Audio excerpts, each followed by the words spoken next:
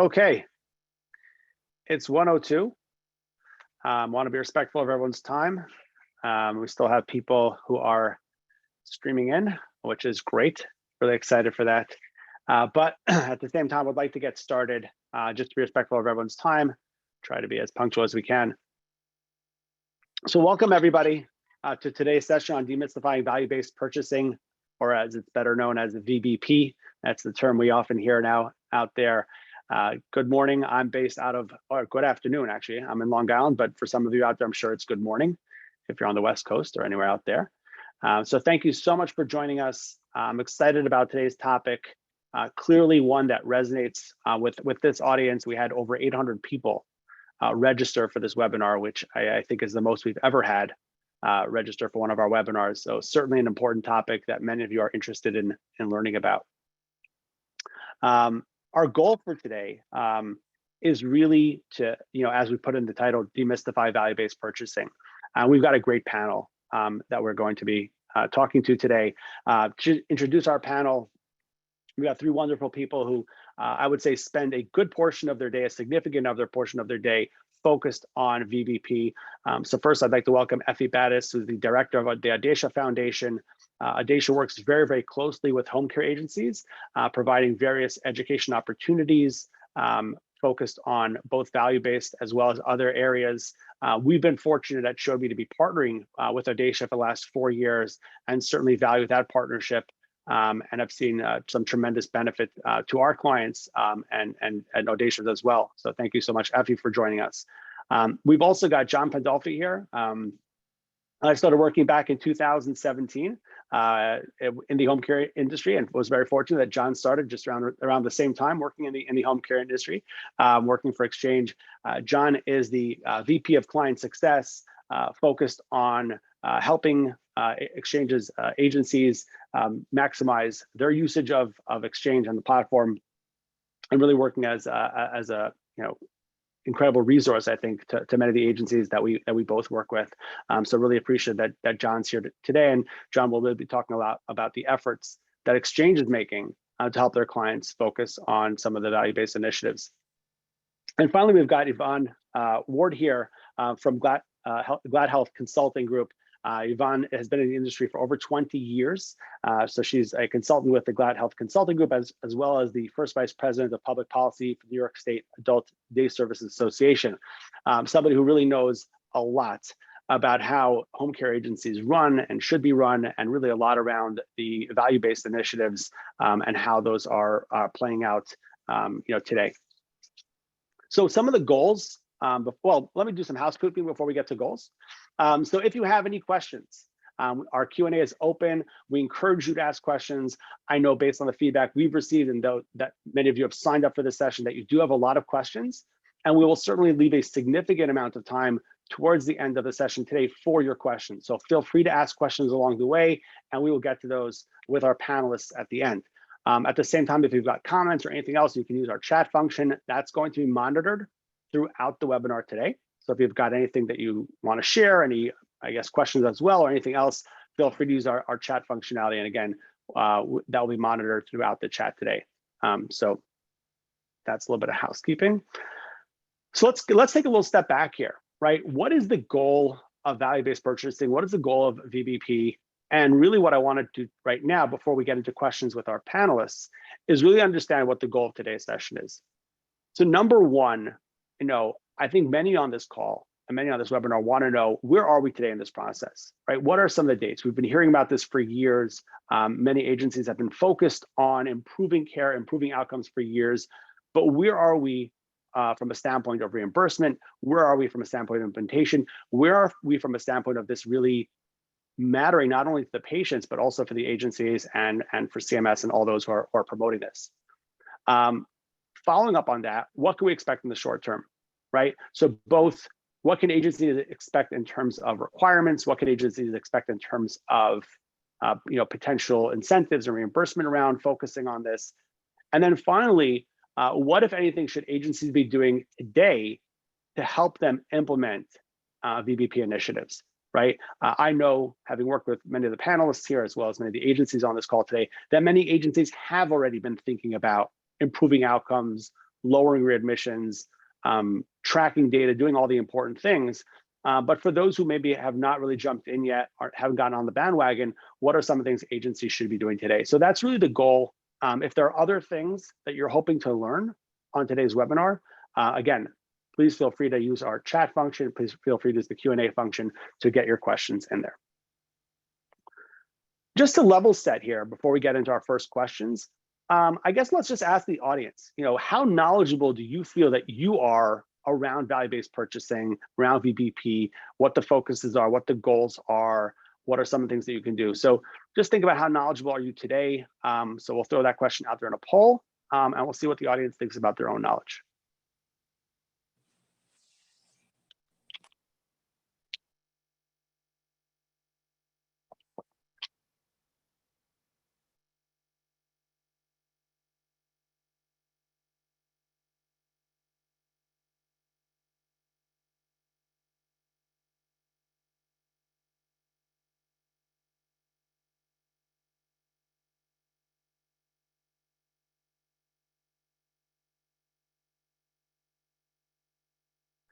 All right, let's see what our audience knows about VBP.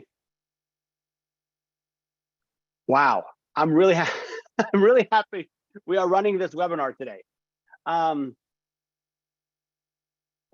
okay. 5% of the audience, and this is a very large audience, I'm not getting into numbers, but literally hundreds and hundreds of people on this call right now. 5% feel they're very knowledgeable, 5%. 46% say they're somewhat knowledgeable, and 49%, so almost half of the audience today says, I'm ready to learn. So this is really great. We may have to do a follow-up to get in all the information. I see there's lots coming in on the chat, lots coming on the Q&A. So really, really excited that we're covering this topic today. And again, we've got some prepared questions. We're going to go through those with our panelists today, really dig into their knowledge and see what they can share. But certainly, like I said, we'd love to hear from our audience. So let me jump into the first question. And this one's for you, Yvonne, because I know you've been, again, really, really thinking about this topic, focus on this topic for some time. And rather than ask one of the more like obvious value-based questions, I want to ask a little bit about something that we hear a lot about, but I don't think anyone really knows anything about, and that is what we know as SDOH, right? Social determinants of health. So we know that's one of the VBP metrics. We see it out there. It's really hard to understand, but would love for you to kind of explain to our audience today, what are social determinants of health, and how does it play out in terms of patient care and improving patient outcomes? So I like a very simple visualization. Imagine that you have a prize goldfish in a bowl, and it is the most wonderful goldfish, but you start to notice his scales start falling off. He's not doing too well. He's not swimming with such vigor. And so you find the very best goldfish veterinarian who prescribes the very, very best medication. And you give the medication to the fish, and you supervise it, and you watch it, and you're giving everything that you can, and followed all the medical requirements that the veterinarian told you to do. And after 4 days, your goldfish dies. So you go back and you find out that you're actually supposed to change the water regularly as well. So the water is the environment. It is the social determinant of health, because you can give somebody the very best healthcare, but if the environment around them is not conducive to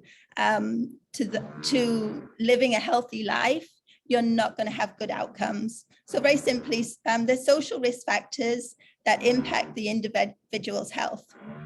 Now, in the New York 1115 waiver, the new sort of proposed waiver, I don't think it's approved yet, they're changing the name social determinants of health to social care, because they want to, instead of just looking at the environment, they really want to like drill down onto like what it is for the person. What are the risk factors in a person's life? So that can be access to transportation. It can be, do they have access to translation? Do they understand information around them? If you're giving them health information, are they understanding that? Is that in a language that they understand? Do they have diabetes or heart disease? Do they actually have access to healthy food? Are they living in a food desert? So it's all these things around that makes a person healthy that is not necessarily healthcare or medication. And like research has shown that social determinants of health it's about 80% of healthcare costs. Wow. Actually affect, right? So it's a huge part. So it's a huge part of value-based care, and there can be simple interventions by screening and assessments to see what are the person's needs, to be able to address them, to make sure that they can have the all the services that they need. Wow, that's great. I really appreciate that. So it sounds like what you're saying is that one of the things that agencies are going to have to be concerned about or looking at are not just the caregiver and the patient and the interaction between the caregiver and patient, which is, I would say, probably 95% of what agencies are thinking about today, but actually digging a little bit deeper into what's going on around the patient, what's their environment, what is their living situation look like. Right. To your point about getting access to accurate information, whether it's the patient, whether it's even their family, right? So a caregiver might be there part of the day, but the family is there with them, the rest of the day. So it sounds like there's a lot more that agencies are going to have to be thinking about and worrying about, I guess, to a certain extent moving forward. And they are in the ideal position. I mean, the aide is the perfect person to gather that data and then feed it back to all the other healthcare providers through the home care agency and the insurance company. That's great. That's excellent. And I think that's a really great segue into our next question that I want to ask of Effie, right? So Effie, I think one of the big things that we just learned from Yvonne over here is that, caregivers who, God bless them, they're the most amazing people in the world. And I've certainly had personal experiences working with caregivers, and I think they're just unbelievable in terms of what they do. But they're going to have to be doing a lot more moving forward, right? And the several weeks of initial training that an HHA or PCA may have received or a caregiver may have received, that's fine in terms of some of the other, the initial things I mentioned around, dealing with the patient and all of that. But now it sounds like they're going to have to become experts at lots of other areas as well. So one of the recommendations that CMS has made around VBP, and probably in line with this, is around education and training. I know this is something Audacia has been working on for the last few years. So what can you tell us a little bit about the value-based training that Audacia has been doing? What have you been hearing or seeing anecdotally in terms of feedback from agencies who are actually implementing this training and increasing caregiver knowledge? And even, feel free to throw in a plug if you feel like there's certain courses or things like that you feel are most effective or have been most effective. Would love to hear how that's been. So yeah, I'll throw it over to you, Effie, around, what are you seeing in terms of the education side? Okay, thank you, Avi. And we appreciate the opportunity to engage with all of the participants today to talk about training. It's near and dear to our hearts as a health workforce training organization. We've been doing this kind of work over 20 years. We've learned a lot of lessons about adult learners and what their needs are, especially home health aides and the challenges that they face in their lives, in their profession, in their personal lives, their literacy challenges, possible learning biases, and all of that, I think, informs a lot of what we really believe in with training. We've spent the last 5 years, for those of you in New York, working with the DISRIP program, which was a federal state initiative to reduce hospitalizations by 25%. And we were funded as a workforce training organization to develop VBP training.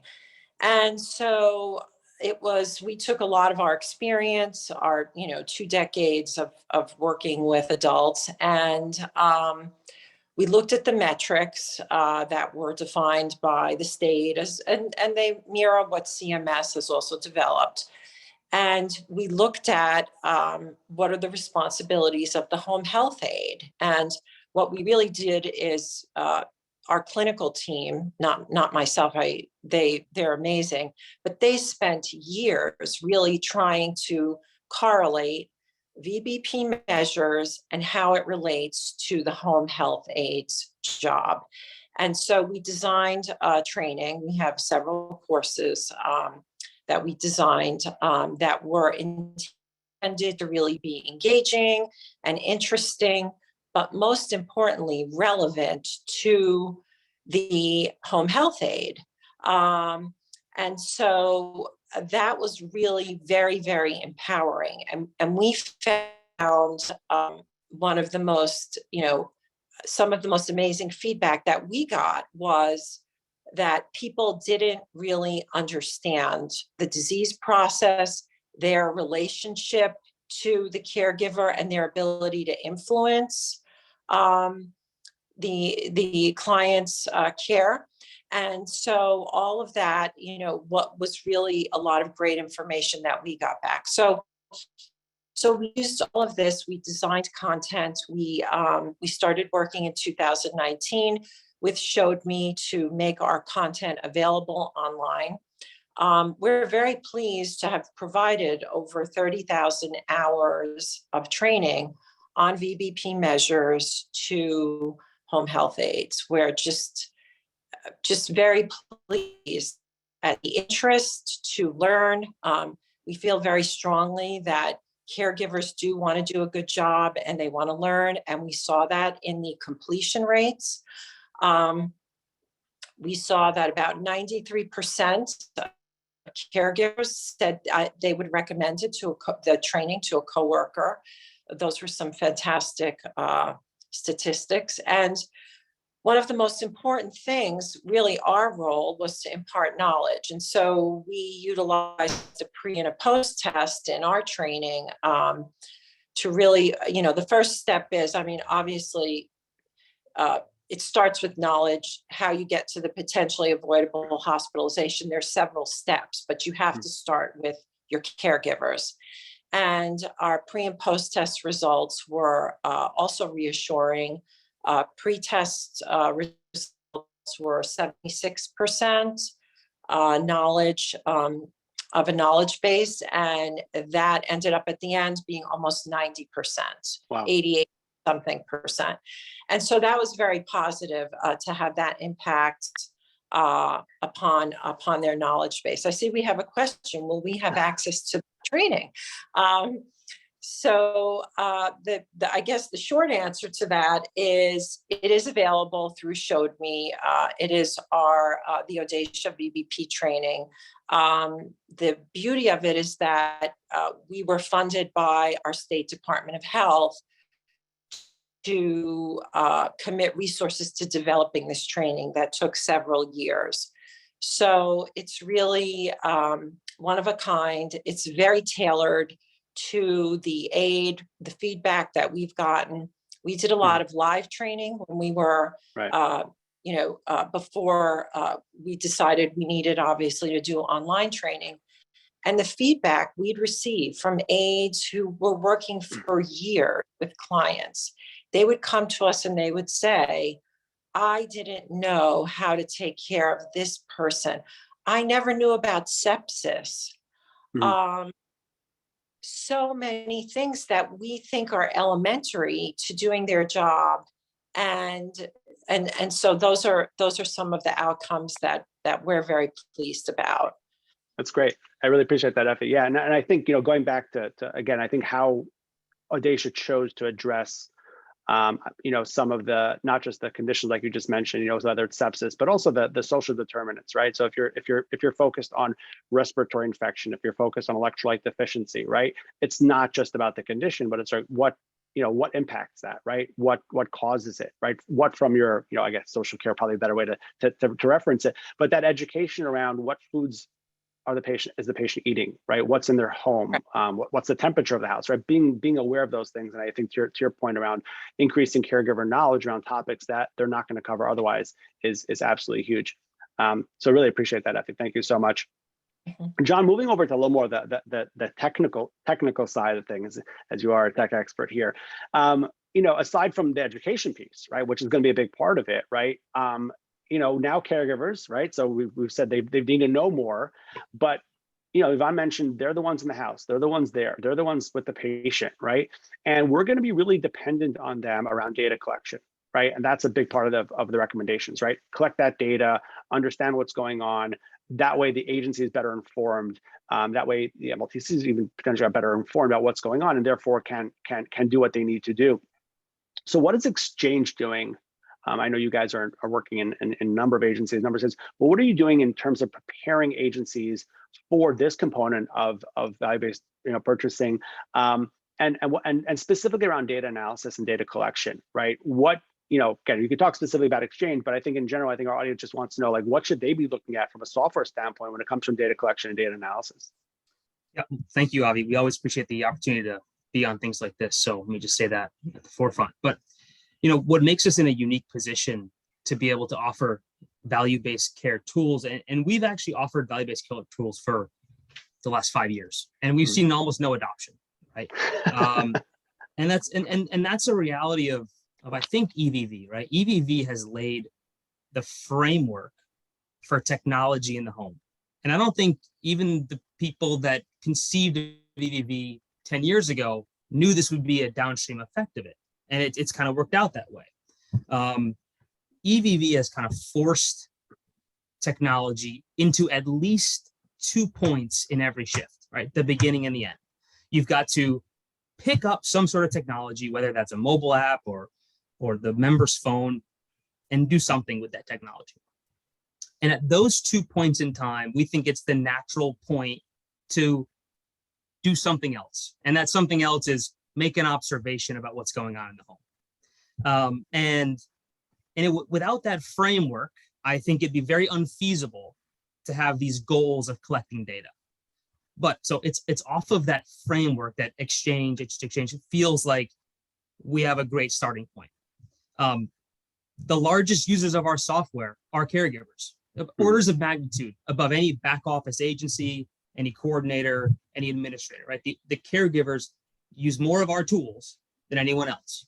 So with those tools in their hands and them already learning and adapting and adopting EVV as part of their routine, we think we're in a unique position and a leveraged position to say, hey, when you're clocking in and clocking out, answer a couple of questions, right? And I think it's incredibly important that those questions are simple, intuitive, and few to, again, make it feasible and manageable for the worker. I already saw a question come in about, and it was one of my questions that I had proposed we ask also was, how do you prevent a home care worker from burnout? And we're going to get to that later. That's a legitimate concern, but you have to make it off of the back of EVV. You cannot ask them to go to a different technology. You can't ask them to pick up a different device. You can't ask them to remember to do another workflow. So that's why it's so important to do it on the heels of EVV. So we offer the data collection part, and then that when the caregiver wants to say something back about the patient's condition or about a social determinant of health observation, all of those alerts, all those observations go to a dashboard, a way to triage, collect, sift through, prioritize, and comment upon all the alerts that we receive. And off of that data, we're really trying to build out analytical dashboards about which alerts have come in the most frequently, which patient has received the most alerts across X number of days, which patients have not received any alerts, and which patients have not received any data collected. So there's numerous of KPIs that we can build off of that data.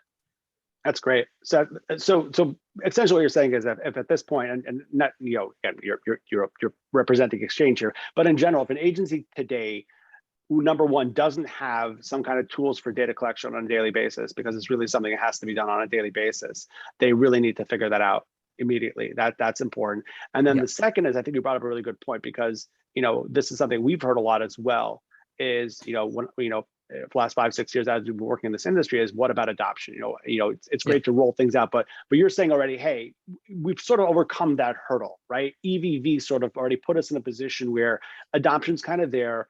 Caregivers are getting much more comfortable with technology. Now you can start pushing them a little bit further, right? Don't be afraid to ask those questions. How does your patient look today? And are they eating like they're supposed to? And does it seem like they're lethargic? Or whatever questions you would ask, they'll be able to answer those questions. Piggybacking on top of the kind of EVP questions you're getting before, like, hey, what time is it? Are you clocking in? Are those kind of basic questions? Basic observations that most humans can respond to. And I think you're only going to be as compliant for your data collection for value-based care as you are EVV compliant. So 70% of your shifts have VBP, Mhm. you'll get value-based care responses on 70% of your shifts. Right? I think those two things are going to be fairly consistent with one another. That's great. That's great. Thank you so much. Really appreciate that.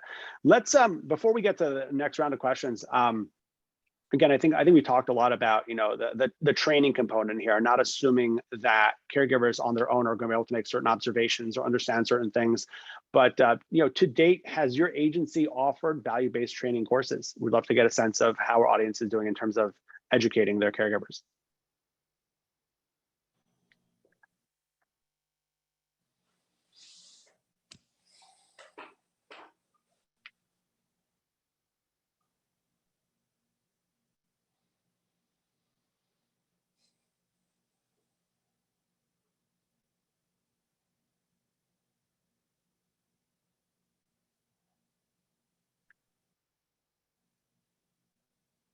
All right, let's see what we've got.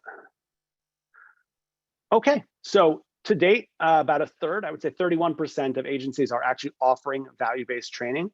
70% have responded that they're not currently offering value-based training. So yeah, I think that's certainly an important point. I think we've heard from our panelists, you know, the importance of it. But now that we sort of have this understanding of where our audience sits on this, I'd like to dig into this training piece a little bit. And Yvonne, we're going to go back to you first over here. And I think when we use sort of like a generic title or generic topic like VBP or things like that, you know, people are like, I don't know where to start, right? But you've been out there, you talk to agencies, you know, almost every day. You know, what's working, right? Are there things specifically, if an agency was going to do one thing this week or one thing this month or one thing right now to reduce hospital readmissions, right, to improve those outcomes, what are you seeing that's having the greatest impact so far? Oh, I don't think your volume is on. 1 second. There you go. I don't think until the disrupt, it was never a conversation. So I don't think an agency thought to themselves, how am I going to reduce hospitalizations or how am I going to reduce readmissions? But when the disrupt initiative came out, then it came out with a plan to stop potentially preventable hospitalizations by 25%. What disrupt actually did was reduce preventable hospitalizations by 26% and the potentially preventable readmissions by 18%. So what we can say is that disrupt worked, but obviously the state wants to build on that. So back to Effie's point of taking the metrics that were in disrupt and then making a very tailored education and really looking at how you can educate your aides and your workforce to meet those metrics that have already shown to have worked. I think it's a very, you know, the work's already been done for you, right? So it's already had like years of work to make sure that these metrics are in a way that you can train your workforce and put things out. If you're looking at things, when somebody does come out of hospital, if you don't want to, if you want to look apart from the training, there's things like, does the person have the food that they need? Do they have all the benefits that they're entitled to? Do they have like their SNAP benefits? Is there food in the cupboard? Do they have access to healthy food? You know, do they have a social network?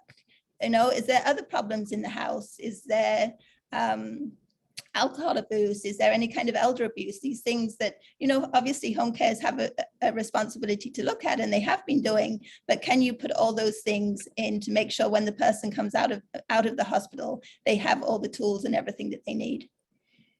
Got it. That's great. So it sounds like you're saying, you know, now, like you said, once they've been, once they've come out of the hospital, just asking some basic questions. So you're not putting them back into the same environment again, right? So like you're saying before, you know, if social determinants of social care is a component of why the hospitalization happened in the first place, right? And it's not just their condition, but perhaps they have, they've a history of heart failure, or they've got sepsis or something like that, and it's not being properly not treated, but not being properly handled from a diet standpoint or from those things. Just recognizing that once they're let out of the hospital could potentially then reduce that readmission by then addressing and saying, okay, you know, that's what went wrong over here. They weren't on a proper diet. They weren't on a low sodium diet, or perhaps they weren't getting enough, getting out into the sun enough, or going for walks enough, or whatever it might be. just some basic knowledge. So we're not talking about we're going to need some, some extensive medical education for caregivers in order to be able to reduce hospitalizations. It's really just sort of understanding the environmental things. I think that's great. Correct. Effie, turning to you on the training side, like you said, you've got 30,000 plus data points. Are there specific trainings? I think that's, for a lot of our audience here, they haven't really implemented value-based training to date. And if they were going to start with the specific set or series or focus, what are you hearing? I know you've got lots of different courses, but what are you hearing as some of the most important, or some of the courses you've gotten the best feedback around in terms of implementing, training for caregivers? Mm-hmm. So I think in our experience, what we've seen is the courses that are related to the various medical diagnoses that drive hospital admissions should really be requirements for any agencies that want to participate in VBP at a minimum. Heart failure, sepsis, anemia, UTI, respiratory infection. I might have forgot one. Anemia, did I mention that? Anyway, well, so those are, and they're available in multiple languages because you have to meet your workforce where they are, where they're most comfortable. And so, again, the focus has always been on knowing the information, understanding the condition in relation to their role and what they're observing for, and then giving them the opportunity to report. That's very important. And I know, John, you talked about EVV and all of the opportunities for reporting, because the more that it's not just the knowledge, it's also empowering the individuals to understand their role in the delivery of care and how important their observations are. And so when you empower your aides, they feel more confident to respond and say, something doesn't feel right. And in a lot of the training that we've done, aides said to us, I sort of had a feeling, an intuition, but I didn't really understand, and I didn't feel qualified to, make that judgment or report my observation. And so that's really, I think, a very important aspect, that they understand their role and that they're empowered to report. I think, though, one of the challenges that we saw with some agencies, and this is something for all of you to reflect on, and how you deal with it individually in your agency, is that, well, there has to be a system to be able to absorb all of these upticks in reporting now. From the clinical side, if it's captured in the EVV, that's great. And so, that's the other piece, is that being able to facilitate the early intervention. The aide's done their job and they've reported and it's captured. Well, how as an agency do you respond to that? So, that's, I think, those are some important factors for agencies to think about with VBP. That's great. That's super helpful, and I think it segues into the next question. I actually wanted to ask John. So let's use an example, right? So I've seen a popular course, and it's interesting. I do some work in skilled nursing as well, and we see it as a popular course there because it's not something you would necessarily think about. It's not necessarily a condition, but that's the topic of unintended weight loss, right? Right. So unintended weight loss is really it's a sign of something, right? Again, we're not, caregivers are not, diagnosing anything, but it's right. And you wouldn't necessarily, think about it, or maybe a caregiver or even a family member wouldn't necessarily think about it unless someone told you that's something to watch out for, right? If you notice unintended weight loss, right? So it's not like they're on a diet or something like that, and you're seeing something like that, that's something you've got to notify somebody. You've got to tell somebody. It's not something you can necessarily act on your own, but you've got to tell somebody, right? So, like I said, good segue into the next question, which is, John, you mentioned this dashboard, right? And these caregivers are now getting, increased education. Let's use the example of unintended weight loss. Right now, they've identified, hey, this is a risk factor. There's an issue here, and I don't want it to turn into something bigger. I want to use the mobile app I now have in my hand, which is a really powerful tool to notify somebody that something's going on over here, right?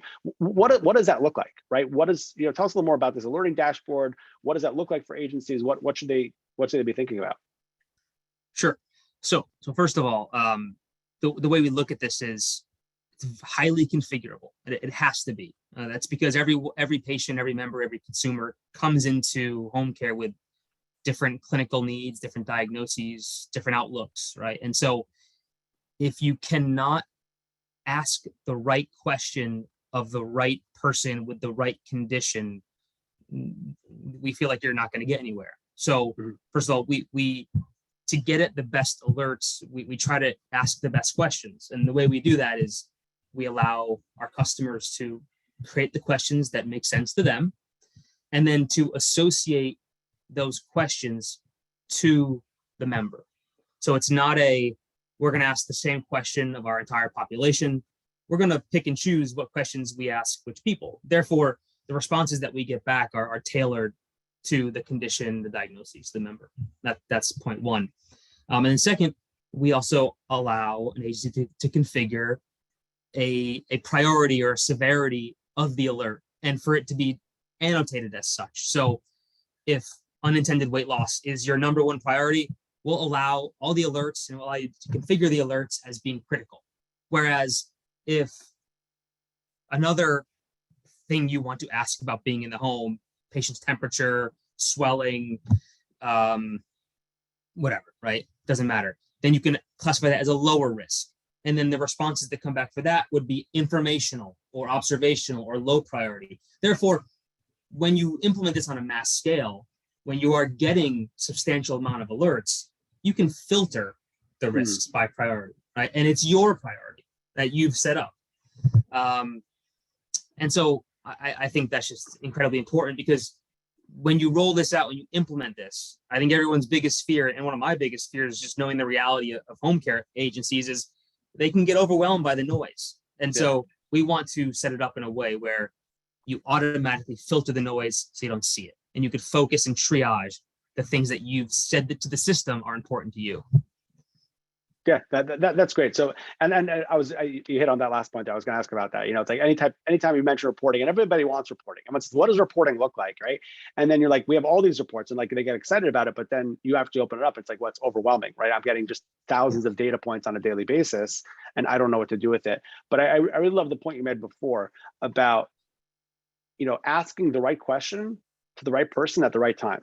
Right? It's not about asking generic questions. It's not about looking for generic responses. But if you're asking that caregiver their specific question about their specific patient, right, and not just a generic list, well, then you're going to get back some very valuable information, as opposed to just a generic question. Hey, how do they look today? They look fine, but that doesn't address their specific condition and things that you're looking out for. So yeah, I think that's a great point. Again, something agencies should be looking out for at this point. Do you have the tools in place, right? Where number one, to your point, you can ask the questions to those caregivers in the field, and that when you get the responses back, you're going to be able to aggregate them in a way that you'll be able to act on, right? Whoever's responsible, whether it's a coordinator, whether it's something on the clinical side, someone's going to be able to act on that information. Yeah, the data collection without the care management is, it's actually liability, right? So probably right. Yeah, so we understand that the data collection actually is probably the easier component. If the caregiver is trained on EVV and adopting EVV, it's probably the easier part than managing the alerts and triaging them and following them through to completion and acting upon them appropriately and consistently. That's the challenge. That's where the real investment comes in my eyes. That's great. I really appreciate that. Okay, so changing over a little bit over here, and I know when I looked over the list of people who signed up for it, certainly a lot of people on the clinical side, on the coordination side, but we also have a number of people on the financial side, and people are owners and administrators. And Yvonne, I think they're really interested in this question, which is, bottom line is, where's the money, right? You're right. Everybody wants to do the right thing, and I think we've talked about that. Properly training caregivers and thinking about social care and thinking about all those things. But the bottom line is that we're in an industry where margins are slim. It's hard to invest in things, above and beyond whatever you're already investing in today, right? Around caregivers and care and things like that. So how should agencies be thinking about this, right? How are they going to potentially see reimbursement? When will they see reimbursement? How much have states requested for this? So what insight can you give us into when will agencies benefit, especially those who are really taking this seriously, when will they benefit from actually improving outcomes? Right. So, I mean, under the DSRIP, there has been value-based payment contracts. There's some of the MCOs and LTCs that were taking it very seriously. They were putting out training, they were putting out the metrics, and they were, basing those on each UAS. And depending on the outcomes, then the agencies would get additional money. There was some MLTCs that had a program, but it was very sporadic. There was no real training. They looked at the UAS outcomes, and then based on that, they would send some additional money to the agencies. But there was no, for some of the MLTCs, there seemed to be no real sort of partnership on how we're doing this. It just seemed like, okay, the UAS score was this, and then there was maybe a check in the mail with no real explanation. So the new 1115 waiver that is still waiting for CMS approval. Hopefully, I think the date is 2023, really depending on whether CMS approves it or not. The state has asked for an additional $13 billion to help with their new initiative, which in part is to increase the value-based payments in the social care and reducing inequities and disparities. Obviously, when you contract with the MLTC, that money is coming from Medicaid. So that's usually like a 50-50 federal and state payment that comes to your agency. So the 13 billion is on top of the Medicaid money that you're getting paid for services. I think that it's very important not to be reactive and not to wait until the new contract amendment comes in from the MLTC and it says that you have to have a value-based payment arrangement, and then then they start sending the metrics and you have to figure out how to do it once you have the contract on your desk. I think now is the time, and some of the agencies did get extra FMAP funding to prepare. I think that within 2023, I think that will be the time that the agencies are really going to see either an amended contract or requirements coming from their payers. Wow.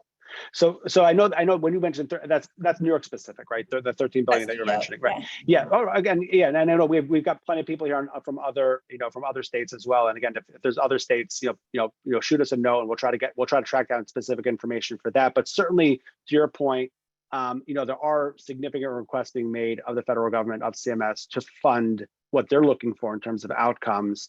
And I think we've heard the same thing. 2023 is going to be when these things are implemented, and we don't know exactly the date. So we're 4 months from 2023. Hard to realize that 2022 is almost over already. But yeah, if they are starting to be implemented in 2023, I think to your point, agencies need to figure out how they're going to handle that and not be surprised, to your point, around data requests, or surprised about some of the expectations MLTCs may have in terms of what they would want to see, to have rates increased or some kind of amended contract. So that's good. I mean, it seems like we're getting to the point now. I know we've been talking about this topic for 4 or 5 years, but it seems like we're getting to the point now where pretty soon the MLTCs will be actually sitting down and having these conversations with agencies around, hey, here's what we're going to want, but here's what you can expect in return. That's great. That's excellent. One other thing that I think has come up, and I'd love to just oh, sorry. Before I get to that, I had a poll that I know was coming up. But in New York State, and I know other states have it, and I apologize. We're unfortunately very New York focused, but other states as well have federal funding to start to focus on VBP things. But Effie, I know that FMAP, that's how we refer to the ARPA funding that's come out recently. What are you seeing from home care agencies in terms of they've received some funding to start investing it? What are they doing with that funding? Oh, you're on mute. So you got to unmute yourself. There you go. Go again. Whoop. Okay. So from a training perspective, we have seen agencies taking advantage of the funding. It's a wonderful opportunity. It's, maybe a once in a lifetime opportunity for New York State. We encouraged everyone, and we're seeing agencies that are utilizing the funding to support VBP training through showd.me. It is an allowable expense. And so we're getting a lot of positive feedback about that. They can also use completion incentives to encourage people to complete the training in the form of a bonus.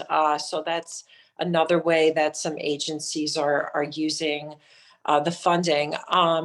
But even without funding, I would say, to everyone, really an investment in your workforce will generate, I think, we think as an organization, because we feel very passionate about this.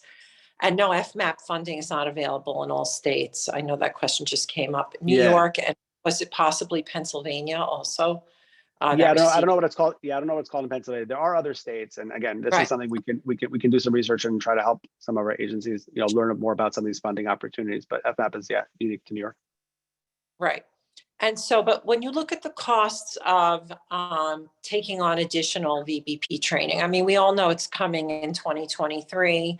There are numerous benefits. We know the literature says it, quality of care is tied to the quality of your workforce.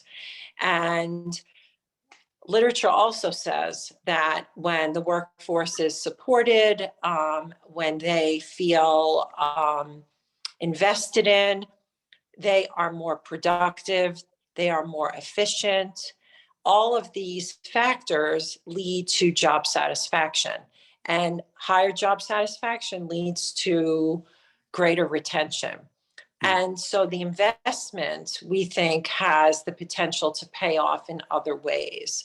I mean, it applies to all of us. I think if you think about the work that you do, when you feel supported, when you feel heard, when you feel like you're an expert at what you do, it's you don't mind going to work. You feel good about your work, and so those incidentals, I think, affect the quality of care for patients and clients, and so.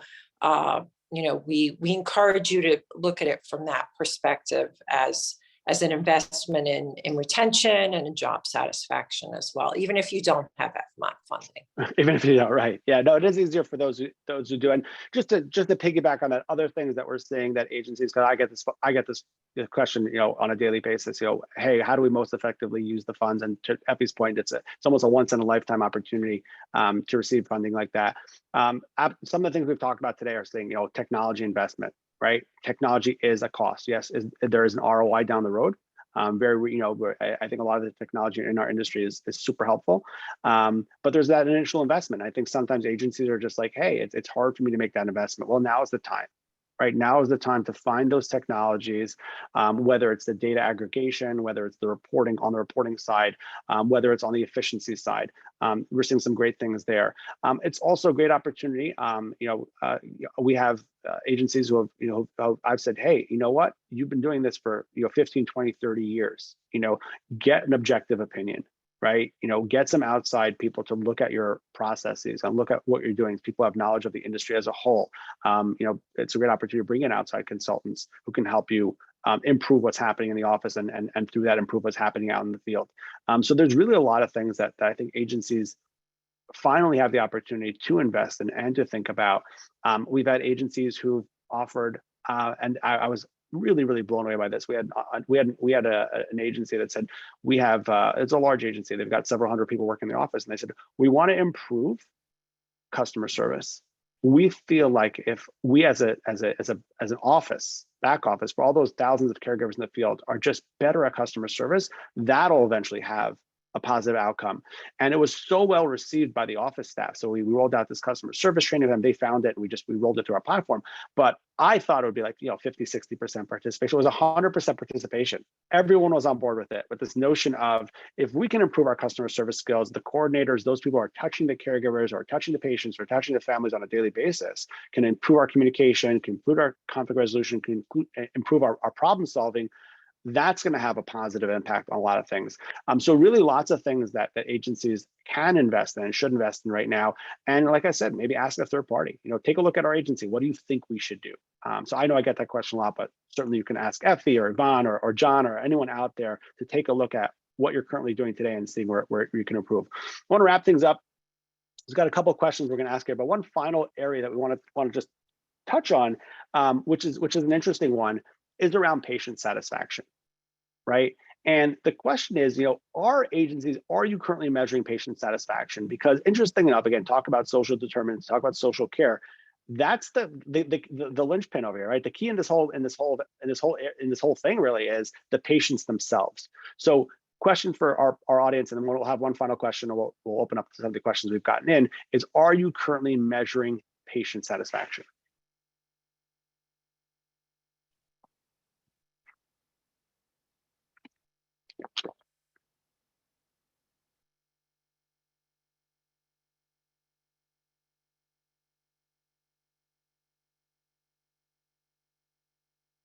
All right, let's see what we got here.